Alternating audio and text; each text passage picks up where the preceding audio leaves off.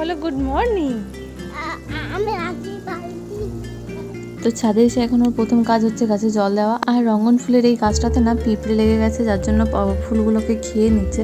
আর এই যে ব্লিডিং হার্টের গাছটাতেও দেখতে পাচ্ছ একটা ছোট্ট মতো পাতা দেখা দিচ্ছে আর কি।